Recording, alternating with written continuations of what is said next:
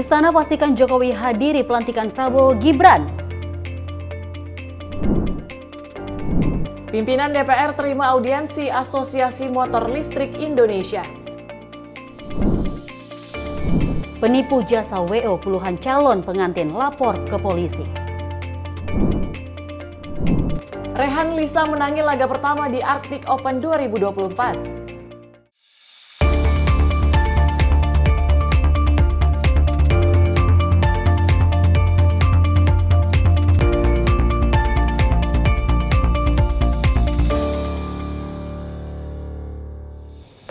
Halo, selamat malam pemirsa. Senang sekali kami hadir dengan sejumlah informasi yang kami hantarkan terlebih dahulu.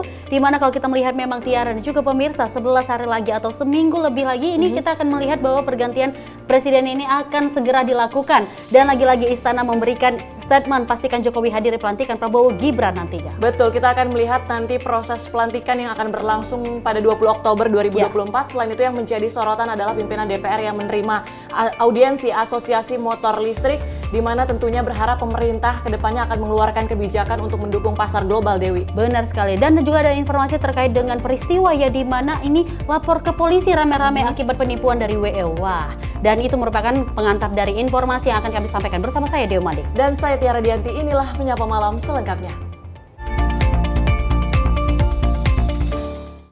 Dan pemirsa, kita awali berita Menyapa Malam kali ini. Presiden Joko Widodo mengungkap kegiatannya usai pelantikan Presiden terpilih Prabowo Subianto. Presiden Jokowi mengaku akan langsung pulang ke kota asalnya, Solo, Jawa Tengah. Pelantikan Presiden dan Wakil Presiden terpilih Prabowo Subianto dan Gibran Rakabuming Raka tinggal menghitung hari. Presiden Joko Widodo dipastikan hadir dalam acara tersebut. Hal ini disampaikan Presiden Joko Widodo saat ditanya awak media usai menghadiri BNI Investor Daily di JCC Senayan, Jakarta pada Selasa 8 Oktober 2024. Jokowi tidak merinci kegiatan yang akan dilakukan seusai pelantikan Presiden terpilih Prabowo Subianto. Presiden Jokowi hanya menyatakan akan langsung pulang ke Solo pada sore harinya. Presiden berkelakar akan tidur terlebih dahulu. Saat ditanya apakah akan menghadiri pelantikan Prabowo di DPR, Presiden Jokowi belum menjawab secara lugas. Tanggal 20 Oktober sore saya pulang ke Solo. Bapak akan menemani Bapak ini pas setelah pelantikan, Pak, setelah pensiun atau tidak lagi menjabat, Bapak akan aktivitasnya ngapain, Pak? Ada kegiatan khusus yang akan Pulang ke Solo dulu. Pulang ke Solo dulu. Terima kasih, Bapak. Tidur. Dari Jakarta, tim redaksi Sinpo TV melaporkan. Informasi selanjutnya, pimpinan DPR Dasko mengungkapkan bahwa Presiden terpilih Prabowo Subianto sudah meminta Menteri PUPR Basuki Hadimulyono untuk memaparkan infrastruktur. Pemaparan yang dimaksud adalah termasuk pembangunan Ibu Kota Nusantara. Presiden terpilih Prabowo Subianto disebut akan menandatangani Kepres terkait pemindahan ibu kota dari Jakarta ke IKN Kalimantan Timur. Mengenai hal ini, Wakil Ketua DPR Dasko mengatakan bahwa Prabowo sudah meminta kepada tim IKN, termasuk Menteri PUPR Basuki Hadimulyono, terkait infrastruktur pembangunan nasional termasuk Ibu Kota Nusantara. Meski demikian, Dasko mengaku belum mengetahui apa yang akan menjadi prioritas di pemerintahan Presiden terpilih Prabowo Subianto. Kalau soal Kepres perpindahan itu memang sebelum pertemuan ini kan kita sudah sama-sama bahas bahwa perpindahan itu akan ditandatangani oleh Pak Prabowo nantinya sambil menghitung dan kemudian persiapan peraturan-peraturan pelaksanaan yang akan menyertai itu demikian. Iya, kalau mengenai itu saya belum tahu pasti, tetapi yang pasti bulan kemarin itu Pak Prabowo sudah minta kepada tim IKN, Menteri PU untuk melakukan paparan-paparan tentang pembangunan infrastruktur secara menyeluruh termasuk IKN. Dari Jakarta, Fahrizal Ahmad Amin, Sinpo TV melaporkan. Partai Gerindra merespon pertemuan Presiden Joko Widodo dengan Presiden terpilih Prabowo Subianto yang berlangsung di kawasan Gelora Bung Karno, Senayan, Jakarta pada Selasa malam. Ketua Harian DPP Partai Gerindra, Dasko mengungkapkan pertemuan kedua tokoh bangsa tersebut membahas terkait transisi pemerintahan hingga susunan kabinet mendatang. Menjelang pelantikan kepemimpinan negara, Presiden Joko Widodo bertemu dengan Presiden terpilih Prabowo Subianto di pelataran kawasan Gelora Bung Karno, Senayan, Jakarta pada Selasa malam. Ketua Harian DPP Partai Gerindra Dasko mengungkapkan, kedua tokoh bangsa tersebut kerap melakukan pertemuan dan makan bersama. Dasko menyebut pertemuan ini pun membahas soal transisi keberlanjutan, program pemerintahan, hingga susunan kabinet yang nantinya akan dilanjutkan oleh Presiden terpilih Prabowo Subianto. Lebih luas, dirinya menjelaskan pertemuan antar Jokowi dan Prabowo tidak membahas soal pertemuan Prabowo Megawati yang digadang-gadang akan berlangsung dalam waktu dekat. Kalau dibilang pertemuan dalam rangka apa, kedua tokoh ini memang kerap bertemu dan ya sesekali bertemu di luar makan kan gitu. Dan pembicaraan saya tidak tahu persis secara rinci apa karena 2 jam lebih, tapi paling tidak saling tukar-menukar informasi dan membicarakan soal transisi yang sebentar lagi ada estafet kepemimpinan di tanggal 20 Oktober demikian. Saya belum dengar ya, nanti saya cek, tapi sepertinya nggak ada. Saya belum tahu persis isi pembicaranya mengenai kabinet atau enggak, tapi biasanya secara umum mungkin ada 1-2 disampaikan dan saya juga belum tahu responnya bagaimana karena ini saya juga belum ketemu dari semalam, ini baru nanti siang saya rencana ketemu. Sebelumnya Presiden Joko Widodo melakukan pertemuan dengan Presiden terpilih Prabowo Subianto di kawasan GBK Senayan, Jakarta. Pertemuan kedua tokoh ini diketahui melalui unggahan akun sosial media Instagram Presiden Jokowi yang berlangsung selama 2 jam lebih. Dari Jakarta, Fahrizal Ahmad Amin, Sinpo TV melaporkan. Ihwal rencana pertemuan dua tokoh besar bangsa yakni Prabowo Subianto dan Megawati Soekarno Putri menuai respon positif berbagai pihak. Masyarakat pun menyambut baik dan berharap pertemuan antar keduanya segera dilakukan. Tanggapan saya positif ya, bahwa para negarawan mau bertemu ya untuk menyatukan persepsi tentang bagaimana penyelenggaraan negara 5 tahun ke depan. Itu saya anggap baik ya. Sangat positif ya. Tetapi bahwa pertemuan itu harus betul-betul dimanfaatkan untuk sesuatu yang berguna bagi negara karena mereka tahu dua-duanya adalah negarawan ya. Jadi ujung-ujung dari pertemuan ini harus bermanfaat bagi negara ya. Nah, lantas kalau untuk pertemuan dengan Prabowo itu harus, iya harus, karena mereka itu kan yang menjadi acuan rakyat kita kan, ya dengan adanya mereka bertemu ya mungkin lebih adem lagi untuk rakyat dan bangsa kita, itu aja. Kita lanjut informasi berikut ini. Presiden Joko Widodo memastikan tidak melakukan intervensi terhadap panitia seleksi KPK terkait pemilihan calon pimpinan dan calon Dewan Pengawas KPK. Presiden Jokowi menegaskan telah menyerahkan sepenuhnya kepada pansel KPK. Hal ini disampaikan Presiden Joko Widodo saat ditanya awak media usai menghadiri BNI Investor Daily di JCC Senayan, Jakarta pada Selasa 8 Oktober 2024. Kepala negara menanggapi pertanyaan perihal nama Johan Budi dicoret dari daftar Capim KPK atas permintaan kubu Prabowo Subianto. Menanggapi hal tersebut, Presiden Jokowi menegaskan dirinya tidak melakukan intervensi dalam seleksi calon pimpinan dan calon Dewan Pengawas KPK. Presiden menjelaskan bahwa dirinya sudah menyerahkan sepenuhnya kepada pansel KPK. Itu kan semuanya telah saya serahkan kepada pansel, panitia seleksi. Tidak ada yang namanya saya mengintervensi atau meminta. Nggak ada sama sekali. Dari Jakarta, tim redaksi Simpo TV melaporkan. Presiden Joko Widodo bertemu dengan Presiden terpilih Prabowo Subianto di pelataran kawasan Gelora Bung Karno, Senayan, Jakarta pada Selasa malam. Hal ini diketahui melalui unggahan akun sosial media Presiden Jokowi yang juga terlihat menyantap makan malam bersama. Presiden Joko Widodo mengunggah foto makan malam bersama Presiden terpilih Prabowo Subianto. Foto kebersamaan tersebut diposting oleh Jokowi di akun sosial media Instagram miliknya. Kebersamaan kedua tokoh ini berlangsung selama 2 jam lebih di pelataran kawasan Gelora Bung Karno, Senayan, Jakarta pada Selasa malam. Namun masih belum diketahui pertemuan kedua tokoh bangsa tersebut. Apakah membahas susunan kabinet pemerintahan Prabowo mendatang atau terkait pertemuan Prabowo Mega yang digadang-gadang terjadi dalam waktu dekat. Dari Jakarta, tim redaksi Simpo TV melaporkan.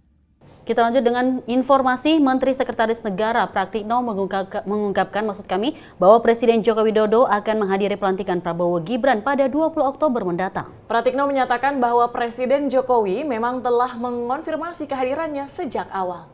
Hal ini diungkapkan Menteri Sekretaris Negara Pratikno di Kompleks Istana Jakarta pada Selasa 8 Oktober 2024. Pratikno menegaskan bahwa Presiden Joko Widodo akan menghadiri pelantikan Presiden dan Wakil Presiden terpilih Prabowo Subianto, Gibran Rakabuming Raka di Gedung DPR MPR Senayan, Jakarta pada 20 Oktober mendatang. Pratikno menjelaskan bahwa Presiden Jokowi memang sudah berkeinginan untuk hadir. Lebih lanjut, Pratikno menjelaskan nantinya setelah pelantikan, Presiden Jokowi akan meninggalkan gedung MPR lebih dulu menuju Istana Merdeka. Setelahnya, baru Prabowo akan menyusul untuk acara pisah sambut. Insya Allah datang, jadi Pak Presiden memang sejak awal udah mengatakan akan datang di pelantikan. So pasti Pak Presiden hadir di pelantikan nanti 20 Oktober. Nah karena Pak Presiden kan nanti acaranya kan bisa sambut ya. Jadi setelah pelantikan di DPR rencananya Pak Presiden ke-7 akan lebih dulu berangkat ke Ismer. Kemudian nanti Pak Presiden Prabowo menyusul. Acara bisa sambut ya sudah. Dari Jakarta, tim redaksi Sinpo TV melaporkan. Presiden terpilih Prabowo Subianto dinobatkan sebagai salah satu tokoh Muslim Indonesia yang berpengaruh di dunia 2025 urutan atas. Prabowo Subianto juga menduduki posisi peringkat ke-18 dari 500 tokoh Muslim berpengaruh dunia. Dikutip dari publikasi The Muslim 500, The World's 500 Most Influential Muslim 2025, Presiden Indonesia terpilih periode 2024-2029, Prabowo Subianto, masuk dalam daftar top 50 dari 500 tokoh Muslim berpengaruh di dunia 2025 dengan menduduki peringkat ke-18. Prabowo bersanding dengan Raja Yordania Abdullah II, Presiden Uni Emirat Arab Sheikh Mohammed bin Zayed Al Nahyan, Putra Mahkota dan Perdana Menteri Arab Saudi Muhammad bin Salman, hingga Presiden Turki Recep Tayyip Erdogan. Seperti diketahui, Prabowo juga memiliki hubungan yang cukup akrab bersama sejumlah pemimpin negara Muslim dan Timur Tengah. Hal ini dibuktikan saat kemenangan Prabowo dan Gibran dalam perhitungan cepat Pilpres 2024, di mana pemimpin negara tersebut langsung mengucapkan selamat ke Prabowo. Tak hanya itu, sebagai Menteri Pertahanan, Prabowo juga telah memberikan perhatian dan sumbangsihnya terhadap sesama saudara Muslim, terutama di Palestina. Dengan mengirim kapal rumah sakit TNI, bantuan 240 ton logistik, bantuan uang pribadi senilai 5 miliar, pemberian beasiswa pendidikan kepada 22 mahasiswa Palestina, hingga menyatakan kesiapan mengirim pasukan damai ke medan perang korban Gaza. Tim redaksi Sinpo TV melaporkan. Informasi yang luar biasa lagi-lagi kalau kita melihat bahwa memang Presiden terpilih dan juga Menteri Pertahanan ini dinobatkan menjadi salah satu tokoh Muslim Indonesia yang sangat berpengaruh. Dan kita melihat bahwa prestasi yang dilakukan bahwa untuk menduduki posisi peringkat dari ke-18 dari 500 tokoh Muslim yang ada di Indonesia. Betul, Presiden terpilih Prabowo Subianto yang juga merupakan Menteri Pertahanan sebelumnya juga telah memang menunjukkan perhatiannya terutama kepada sesama Muslim di Palestina dengan memberikan sejumlah bantuan di saat konflik yang tengah terjadi di Gaza. Benar sekali. Dan pemirsa, informasinya kami akan sampaikan. Kami akan hadir dengan informasi pimpinan DPR terima audiensi Asosiasi Motor Listrik Indonesia. Namun usai jeda berikut, tetap di Menyapa Malam Sinpo TV.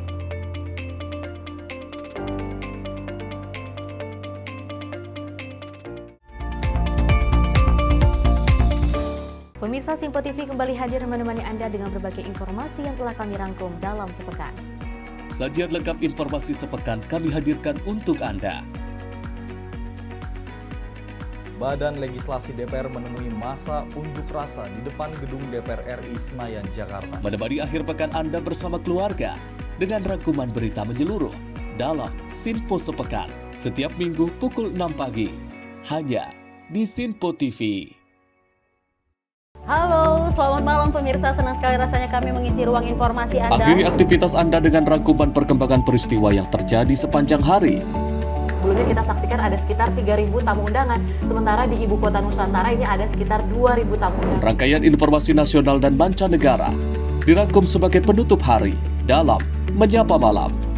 Setiap Senin hingga Jumat pukul 8 malam, hanya di Sinpo TV.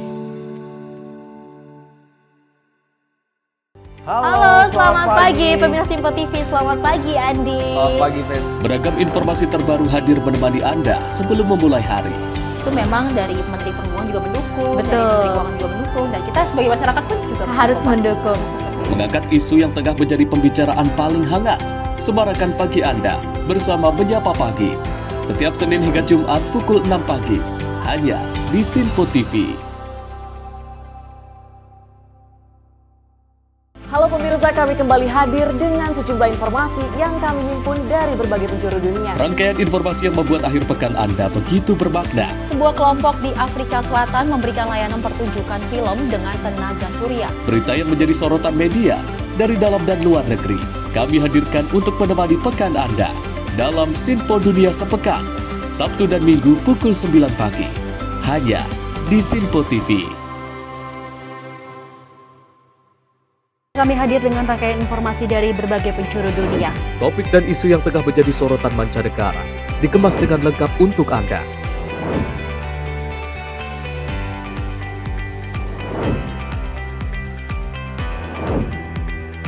Peristiwa penting yang terjadi dari berbagai belahan dunia kini hadir dalam Sinpo Dunia setiap Senin hingga Jumat pukul 7:30 malam hanya di Sinpo TV.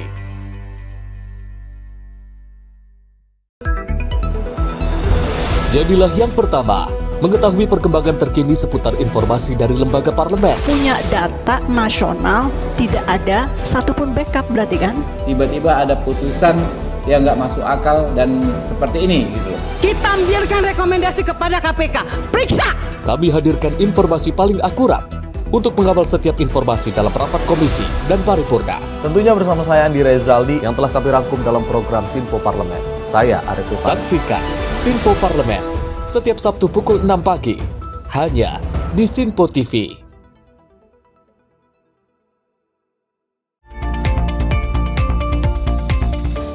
Anda masih menyaksikan Menyapa Malam, informasi kami lanjutkan di mana usai dilantik sebagai pimpinan, MPR menggelar rapat pimpinan perdana di Kompleks Parlemen Senayan, Jakarta pada Rabu siang. Dalam rapat tersebut membahas terkait pembentukan alat kelengkapan Dewan MPR hingga persiapan pelantikan Presiden dan Wakil Presiden terpilih pada 20 Oktober mendatang. MPR RI menggelar rapat pimpinan perdana usai dilantiknya Ketua MPR dan Wakil Ketua MPR pada 3 Oktober lalu di Kompleks Parlemen Senayan, Jakarta. Dalam rapat tersebut membahas pembagian kerja dari masing-masing pimpinan MPR serta menyetujui pembentukan alat kelengkapan Dewan atau AKD MPR. Selain itu, juga turut membahas terkait persiapan pelantikan Presiden dan Wakil Presiden terpilih Prabowo Subianto, Gibran Rakabuming Raka pada 20 Oktober mendatang. Adapun dalam rapat tersebut berlangsung secara tertutup dan dihadiri seluruh pimpinan MPR. Ya, hari ini kami melaksanakan rapat pimpinan MPR setelah kami dilantik menjadi pimpinan MPR pada 3 Oktober yang lalu.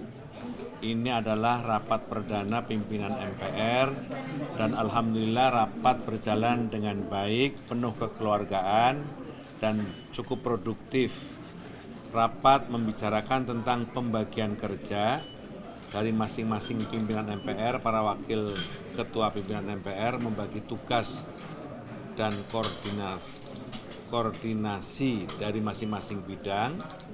Kemudian rapat juga menyetujui tentang beberapa pembentukan alat kelengkapan MPR seperti badan penganggaran, badan sosialisasi, badan kehormatan, dan komisi kajian ketatanegaraan. Yang semuanya juga nanti akan kita bicarakan dalam rapat gabungan pimpinan MPR bersama fraksi-fraksi MPR pada hari-hari ke depan.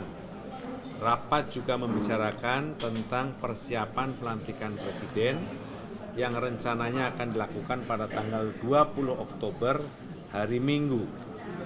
Dari presentasi yang disampaikan, rencananya pelantikan Presiden dan Wakil Presiden hasil pemilihan umum 2024 akan dilaksanakan pada 20 Oktober pada hari Minggu jam 10 pagi di gedung DPR MPR di Nusantara.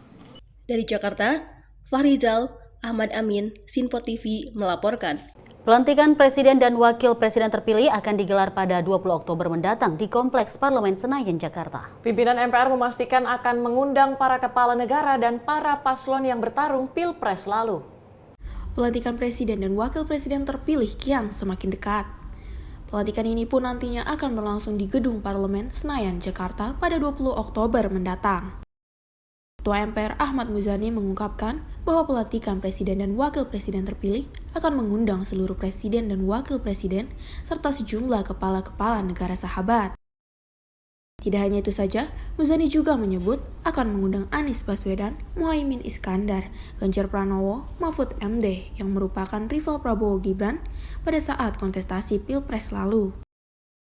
Lebih luas, dirinya meminta kepada publik agar dapat mendukung proses pelantikan Presiden dapat berjalan dengan lancar. Insya Allah pelantikan akan dihadiri oleh sejumlah tokoh-tokoh, termasuk akan dihadiri selain Presiden dan Wakil Presiden terpilih, juga akan dihadiri oleh kami akan undang kandidat Presiden, kandidat Wakil Presiden dalam kontestasi Presiden 2024 kemarin. Kami juga akan mengundang para mantan presiden, mantan wakil presiden, para pimpinan partai politik yang kemarin berkontestasi dalam pemilihan umum. Dan rencananya juga akan hadir sejumlah kepala negara dan kepala pemerintahan dari negara-negara sahabat. Kami mohon doa, support, dukungan dari seluruh rakyat dan bangsa Indonesia agar prosesi pelantikan tanggal 20 Oktober nanti bisa berjalan lancar dan semuanya sesuai, tunjukkan bahwa bangsa Indonesia adalah bangsa yang bersatu, bangsa yang rukun, bangsa yang terus menjunjung martabat demokrasi meskipun dalam suasana perbedaan pada saat Pilpres dan pada akhirnya kita satu untuk bangsa dan negara. Pak Muzani, untuk Pak Anies, Caimin, Pak Ganjar sama Pak Mahfud ini sudah terkonfirmasi hadir atau baru diserahkan undangan atau bagaimana ya Pak? Pimpinan MPR baru menyetujui bahwa mereka semuanya akan kita undang dalam acara pelantikan dan kami akan segera menyampaikan undangan kepada beliau-beliau. Termasuk Pak Jokowi dan Pak Ma'ruf juga ya Pak? Tentu saja, Pak Jokowi dan Pak Ma'ruf Amin akan kami undang untuk hadir dalam rencana pelantikan. Pak Muzani, untuk tamu kenegaraan lain barangkali udah ada jumlah fixnya dari negara mana begitu Pak? Masih dalam konfirmasi terus-menerus. Nanti pada waktunya akan diumumkan negara mana saja yang akan diumumkan, yang akan hadir dalam pelantikan. Dari Jakarta, Fahrizal Ahmad Amin, Sinpo TV melaporkan. Kita beralih ke informasi selanjutnya. Menteri Pan-RB Azwar Anas menyebut para aparatur sipil negara akan dipindahkan ke IKN pada Januari 2025 mendatang. Untuk itu saat ini pihaknya tengah menyiapkan berbagai skema pemberangkatan seperti salah satunya ialah masalah insentif. Hingga kini, perpindahan aparatur sipil negara ke Ibu Kota Nusantara, IKN yang semula dijadwalkan pada September lalu belum dilaksanakan. Dalam hal ini, Menteri Pendayagunaan Aparatur Sipil Negara dan Reformasi Birokrasi, Abdul Azwar Anas menyebut jadwal perpindahan akan dilakukan pada bulan Januari 2025. Presiden Jokowi melalui Menteri Sekretariat Negara memerintahkan dirinya untuk menyiapkan seluruh kebutuhan bagi perpindahan ASN Januari mendatang. Pasca arahan tersebut, saat ini Kementerian Pan-RB tengah berkoordinasi dengan Ketua Otorita Ibu Kota Nusantara, Basuki Hadi Mulyono, serta internal Pan-RB. Adapun persiapan yang dilakukan oleh Kemen Pan-RB untuk memastikan kesiapan hunian seperti alamat yang sesuai dengan jabatan hingga intensif yang akan diterima oleh ASN ke depannya. Bapak Presiden melalui Pak Mensesnek bahwa telah diperintahkan kepada Kemen Pan-RB untuk menyiapkan perpindahan ASN di bulan Januari. Tadi kami langsung koordinasi dengan tim internal dan kami tadi koordinasi juga dengan Kepala UIKN, Menteri PU, bahwa sebenarnya di Oktober-Desember ini sudah siap, tetapi jika di Januari sudah sangat siap infrastruktur yang ada di IKN. Ya, termasuk dalam waktu dekat akan ada peresmian rumah sakit di IKN, sehingga ini menjadi supporting system yang melengkapi kebutuhan dasar dari teman-teman yang ada di IKN nanti. Sekali lagi terkait dengan perpindahan, Kemenpan RB telah menyiapkan berbagai skema bahwa seluruh kementerian lembaga akan pindah. Kita sudah punya by name by address dan jabatan apa saja yang akan pindah. Tentu ini menyesuaikan dengan kesiapan hunian. Dari Jakarta, Max, juru kamera Ahmad, tim liputan Sinpo TV. Pemirsa, informasi berikut ini, pimpinan DPR menerima audiensi dari Asosiasi Motor Listrik Indonesia atau AISMOLI di Kompleks Parlemen Senayan, Jakarta pada Rabu pagi. Audiensi tersebut dilakukan dengan tujuan agar pemerintah dapat membuat kebijakan yang dapat mendukung para pengusaha lokal. Pimpinan DPR menerima audiensi Asosiasi Motor Listrik Indonesia atau AISMOLI di Kompleks Parlemen Senayan, Jakarta pada Rabu pagi. Dalam hal ini, Asosiasi Motor Listrik Indonesia meminta kepada pemerintahan selanjutnya agar dapat membuat kebijakan untuk mendukung pasar global. Wakil Ketua DPR RI Dasko mengatakan pihaknya akan merekomendasikan asosiasi motor listrik tersebut kepada pemerintahan mendatang. Menurutnya, motor listrik di Indonesia mempunyai potensi yang besar sehingga membuat negara luar mengekspor produk motor listrik dari dalam negeri. Ya, jadi asosiasi pembuat motor listrik ini meminta perlindungan kepada pemerintah agar rencana ke depan di pemerintahan baru mereka dapat berbuat lebih banyak untuk rakyat dan juga bisa mendatangkan pendapatan kepada negara dengan cara mereka sudah mempunyai rencana untuk membuka pasar global. Jadi sudah ada tadi beberapa permintaan dari beberapa negara dengan motor listrik kita yang ternyata mempunyai potensi sangat besar. Nah, sehingga tadi dalam kesimpulan rapat kami akan membuat rapat dengan Komisi 7 dan pengusaha motor listrik ini rekomendasi kepada pemerintah yang baru dengan tujuan supaya industri ini bisa berjalan dengan lancar, komponen lokal itu kemudian juga bisa bangkit dan pasar global bisa terbuka, dan ini tidak hanya kemudian dari segi industri tapi dari segi UMKM-nya itu tadi kemudian bisa berjalan dengan baik. Demikian. Dari Jakarta, Fahrizal Ronabayu, Sinpo TV melaporkan. Menteri Pariwisata dan Ekonomi Kreatif Sandiaga Uno melakukan kunjungan ke Kabupaten Asmat, Papua pada Selasa 8 Oktober 2024. Kunjungan ini adalah dalam rangka memastikan pelaksanaan Festival Asmat Pokman berjalan lancar.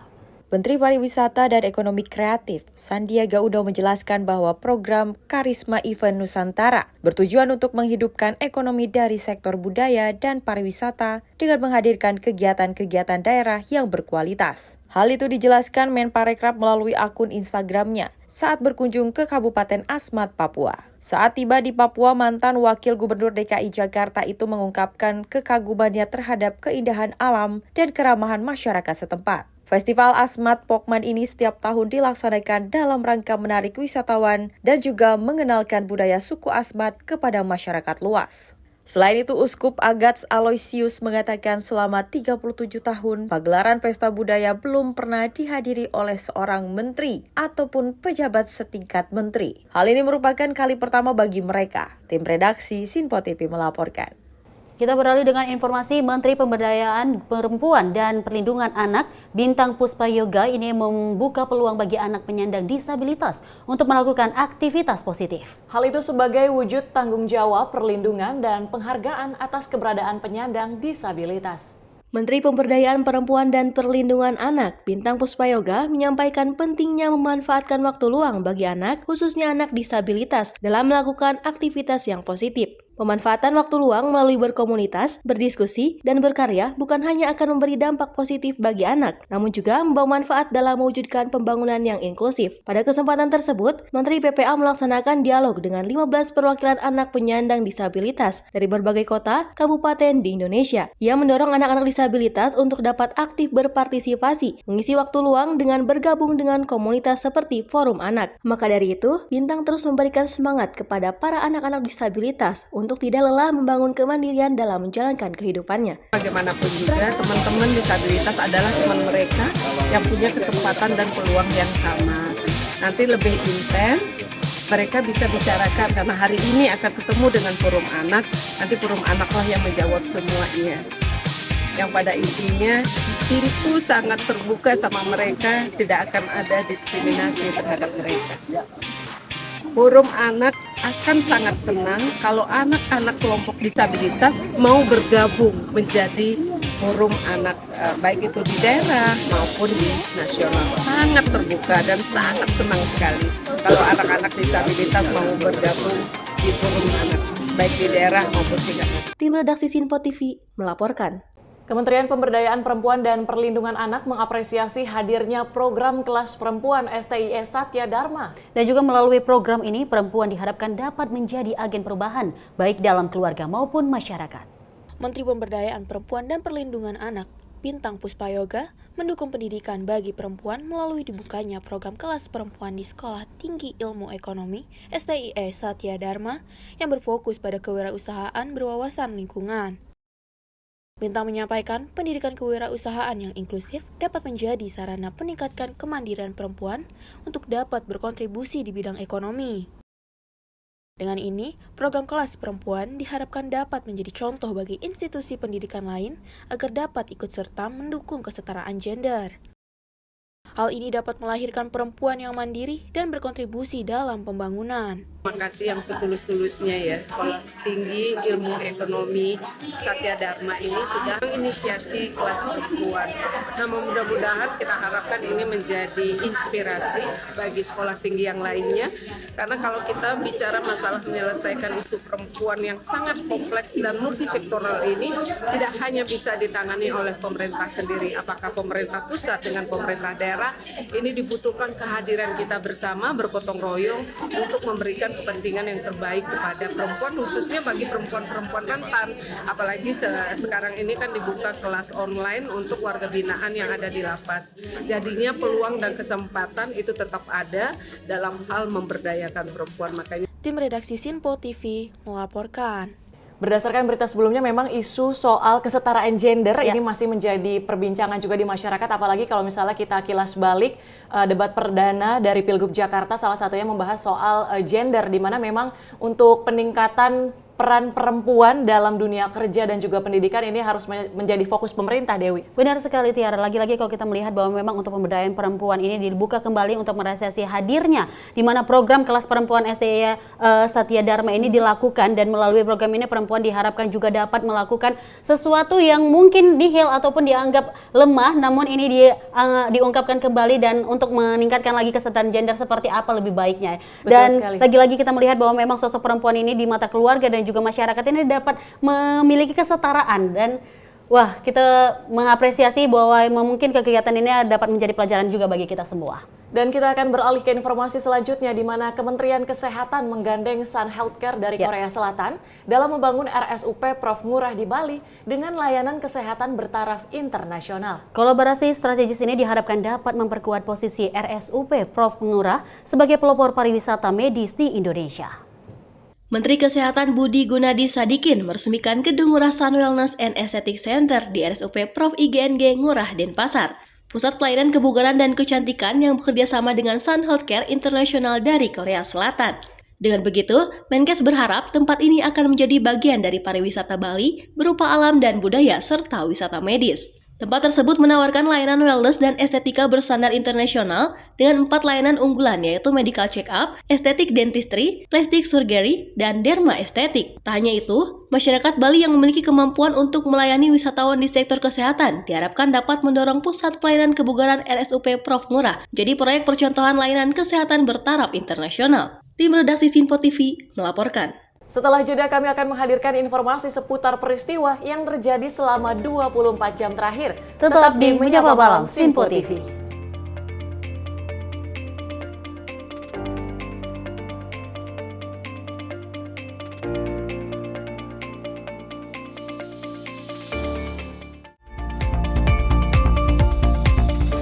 Pemirsa, Sinpo TV kembali hadir menemani Anda dengan berbagai informasi yang telah kami rangkum dalam sepekan.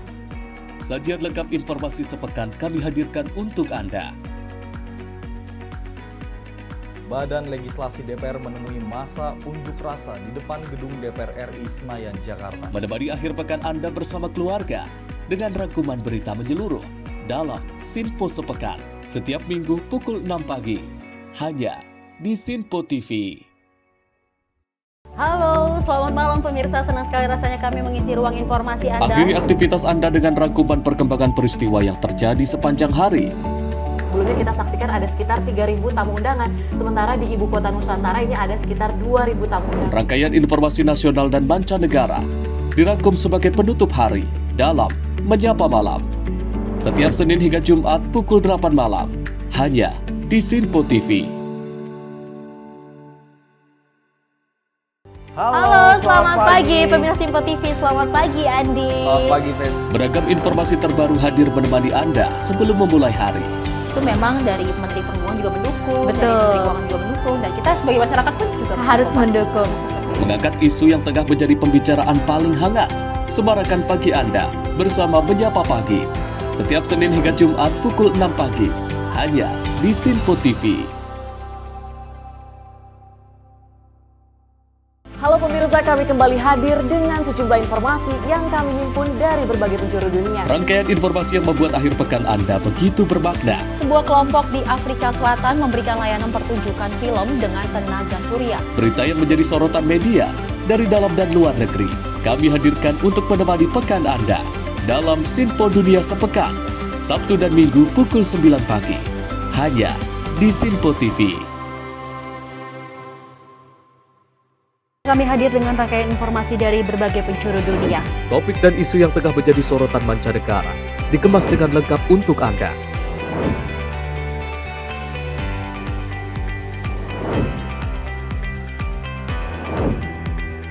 Peristiwa penting yang terjadi dari berbagai belahan dunia ini hadir dalam Sinpo Dunia setiap Senin hingga Jumat pukul 7:30 malam, hanya di Sinpo TV.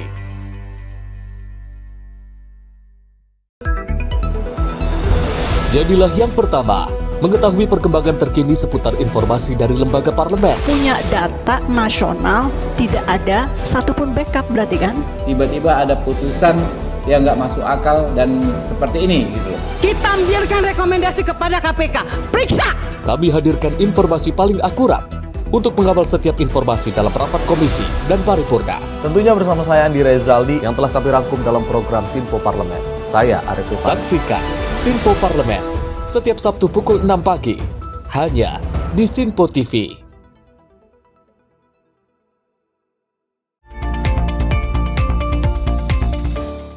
Selamat malam pemirsa, Anda masih menyaksikan Menyapa Malam dan kita lanjut informasi berikut ini. Polres Metro Jakarta Barat berhasil menangkap komplotan begal yang menodong senjata airsoft gun dan juga merampas sepeda motor driver ojek online di kawasan Kebun Jeruk, Jakarta Barat. Dari hasil pemeriksaan para tersangka, uang dari hasil kejahatan tersebut digunakan untuk pesta sabu.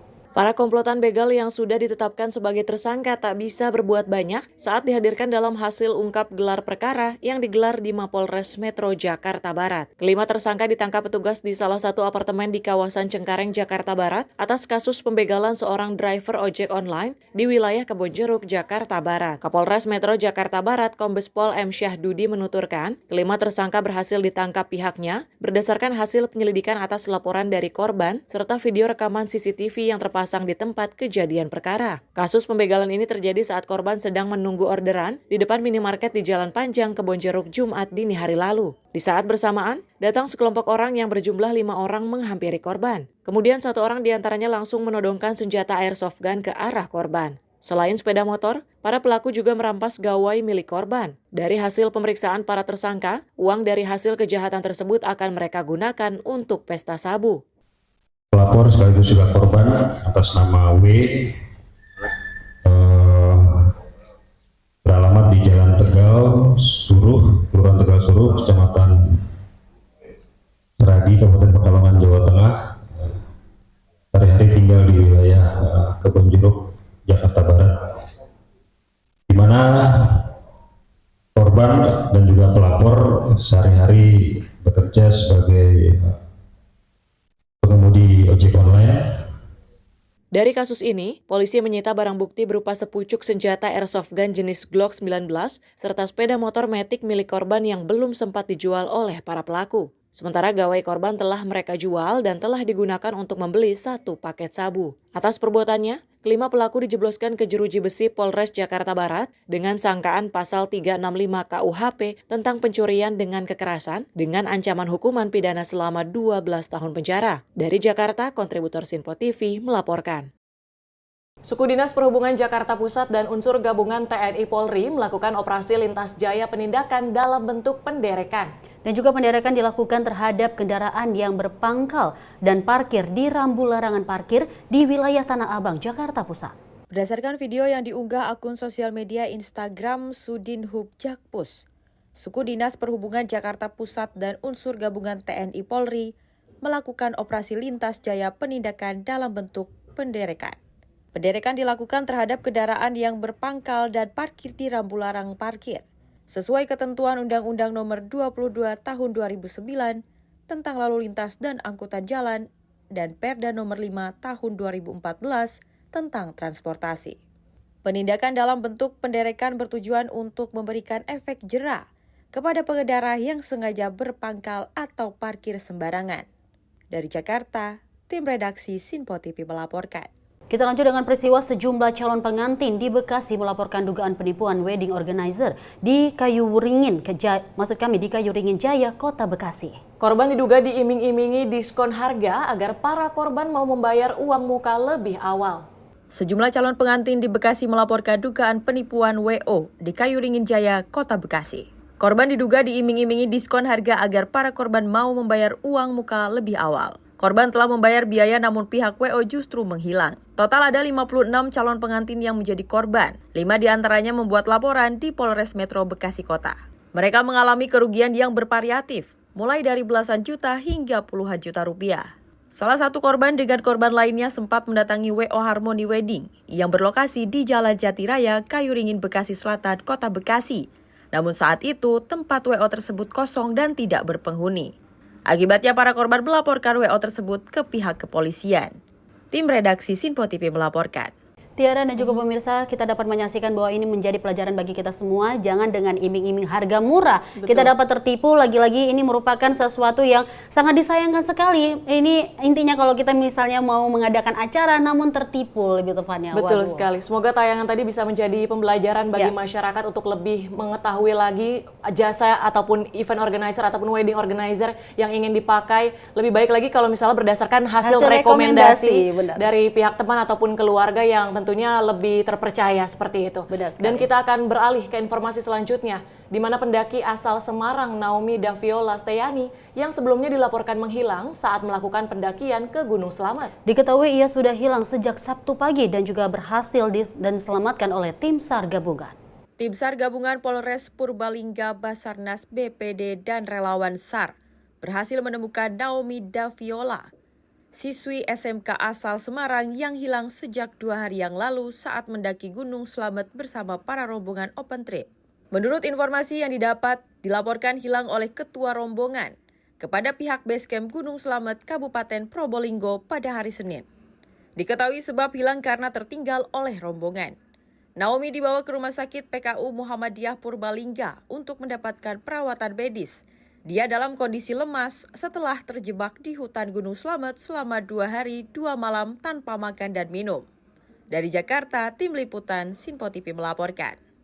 Pemirsa, informasi berikut ini, 3 anak Palestina mengalami luka serius setelah tanpa sengaja menemukan bahan peledak yang disamarkan sebagai kaleng makanan di wilayah Khan Younis, Gaza. Insiden ini terjadi setelah tentara Israel dilaporkan mundur dari wilayah tersebut. Menurut saksi mata, bahan peledak tersebut ditinggalkan secara sengaja oleh pasukan Israel saat mereka menarik diri dari Khan Younis. Anak-anak yang sedang bermain di area tersebut tidak menyadari bahaya yang mengancam ketika mereka menemukan benda yang tampak seperti kaleng makanan. Akibat ledakan itu, ketiga anak mengalami luka serius dan segera dilarikan ke rumah sakit setempat untuk mendapatkan perawatan intensif. Pihak medis Gaza melaporkan bahwa kondisi mereka kritis dan mereka kini tengah menjalani operasi darurat. Insiden ini menambah deretan tragedi yang dialami warga sipil di Gaza, terutama anak-anak yang menjadi korban konflik berkepanjangan. Pemerintah Palestina dan organisasi kemanusiaan internasional mengecam keras tindakan tersebut dan meminta penyelidikan lebih lanjut terkait kejadian ini. Pihak berwenang Palestina menyatakan bahwa penanaman bahan peledak semacam ini merupakan pelanggaran serius terhadap hukum internasional dan keamanan warga sipil. Mereka juga menyerukan kepada komunitas internasional untuk memberikan tekanan lebih besar kepada Israel agar menghentikan praktik-praktik yang membahayakan nyawa warga sipil, terutama anak-anak. Dari Jakarta, Tim Liputan Sinpo TV melaporkan. Dan pemirsa, pada segmen selanjutnya, rekan saya Tiara akan membawakan segmen khusus informasi seputar olahraga. Tetap di Menyapa Malam Sinpo TV.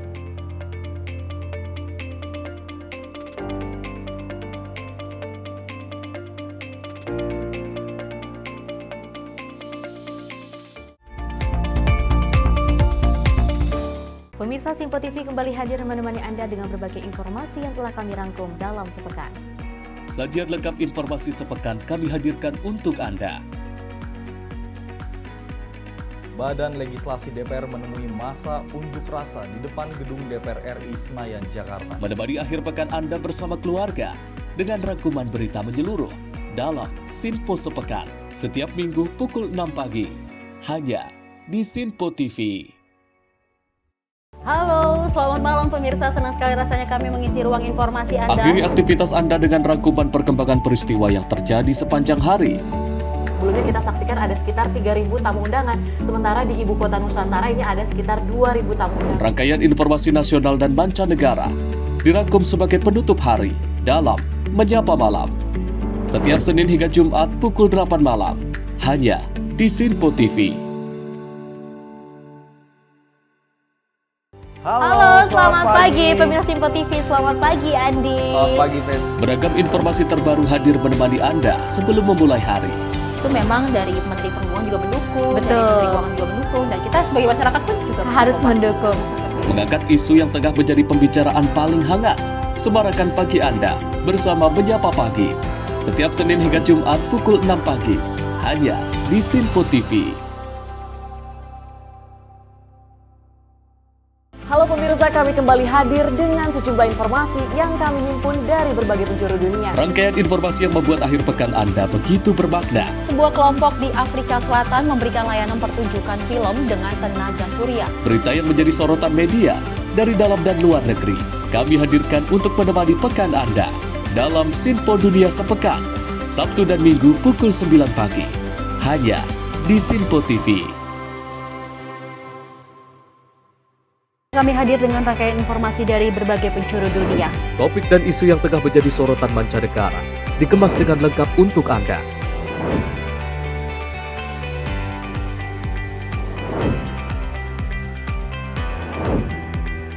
Peristiwa penting yang terjadi dari berbagai belahan dunia ini hadir dalam Sinpo Dunia setiap Senin hingga Jumat pukul 7:30 malam hanya di Sinpo TV.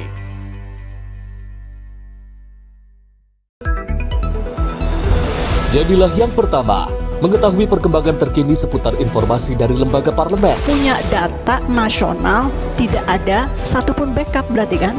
Tiba-tiba ada putusan yang nggak masuk akal dan seperti ini gitu. Kita biarkan rekomendasi kepada KPK. Periksa! Kami hadirkan informasi paling akurat untuk mengawal setiap informasi dalam rapat komisi dan paripurna. Tentunya bersama saya Andi Rezaldi yang telah kami rangkum dalam program Sinpo Parlemen. Saya Arif Rifan. Saksikan Sinpo Parlemen setiap Sabtu pukul 6 pagi hanya di Sinpo TV.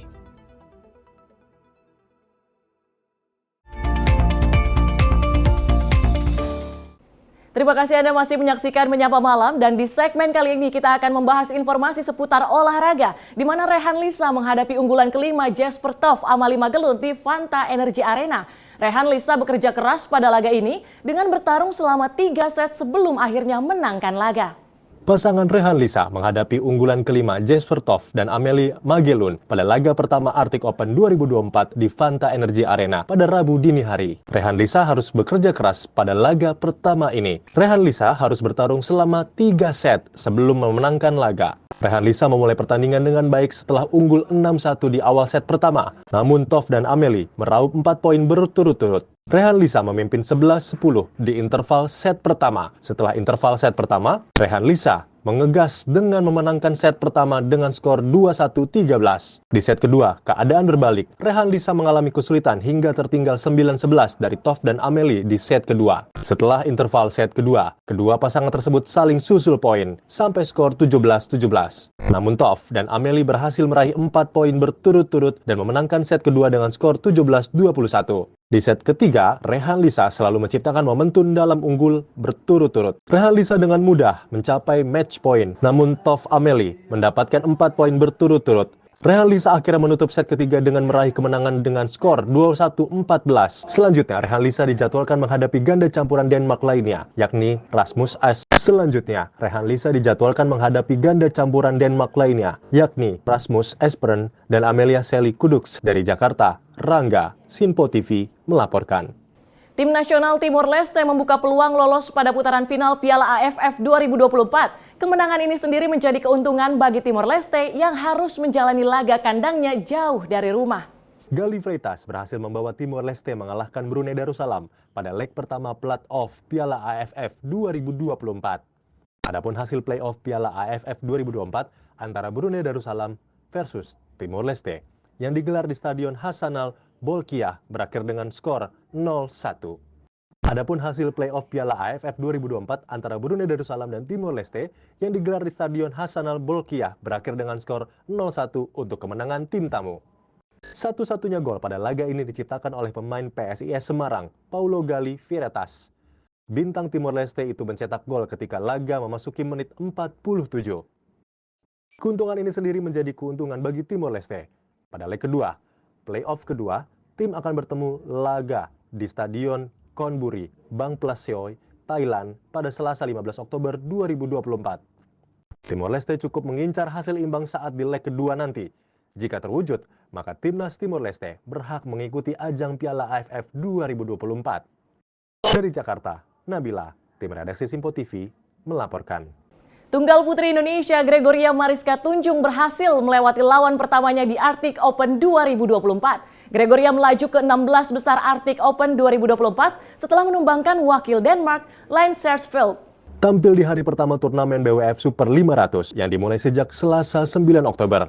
Gregoria menghadapi tunggal putri terbaik Denmark, Ling Kajarfield, dengan kemenangan 2-1-16, 2-1-11. Bertanding di Energia Arena, Fanta, Gregoria mendapat perlawanan yang sangat sengit dari Kajarfield di game pertama. Ia bahkan tertinggal 10-11 saat interval. Namun peraih perunggu Olimpiade Paris 2024 itu bangkit usai jeda. Gregoria sempat berbalik unggul 13-11 usai jeda, namun Kajarfield kembali menyalip menjadi 16-13. Gregoria kemudian merebut 8 poin beruntun untuk merebut kemenangan 2-1-16. Pada game kedua, situasi menjadi sepenuhnya milik Gregoria. Ia mampu memimpin 6-2 di awal, lalu 11-7 saat interval. Selepas jeda, atlet asal Wonogiri itu tancap gas dengan hanya memberi Kajarfield tambahan 4 poin sebelum mengunci game kedua dengan skor 2-1-11. Kemenangan ini tidak hanya membuat Gregoria yang akrab disapa Georgie. Kemenangan ini tidak hanya membuat Gregoria yang akrab disapa Georgie lolos ke babak 16 besar Arctic Open 2024. Hasil ini juga semakin memperkuat dominasinya atas Line. Di babak 16 besar Arctic Open 2024, Gregoria akan menghadapi Zhang Yiman dari Cina. Saat ini menempati peringkat 20 dunia.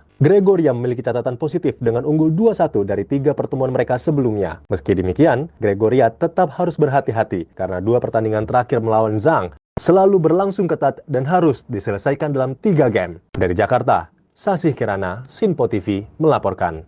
Menteri Pemuda dan Olahraga Dito Aryo Tejo melanjutkan kunjungannya pada Peparnas 17 Solo 2024 dengan meninjau pertandingan angkat berat dan atletik. Menpora turut memberikan apresiasi terhadap venue yang digunakan dalam ajang bergengsi tersebut. Untuk memastikan pertandingan Pekan Paralimpik Nasional atau Peparnas 17 Solo 2024 berjalan baik, Menteri Pemuda dan Olahraga Dito Aryo Tejo meninjau langsung 2 cabang olahraga anggar kursi roda dan blind judo. Peninjauan ini merupakan bagian dari komitmen Kemenpora untuk memastikan kualitas penyelenggaraan dan kenyamanan para atlet. Tidak hanya menyaksikan pertandingan, Menpora juga menyempatkan diri berinteraksi langsung dengan para atlet yang tengah berjuang memperebutkan kemenangan.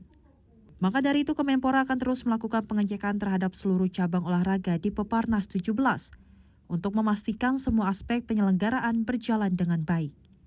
Tim redaksi Sinpo TV melaporkan. Dan informasi tadi sekaligus menutup jumpa kita di edisi Menyapa Malam kali ini. Saya Tiara Dianti mewakili kerabat kerja yang bertugas, pamit undur diri. Terima kasih dan sampai jumpa.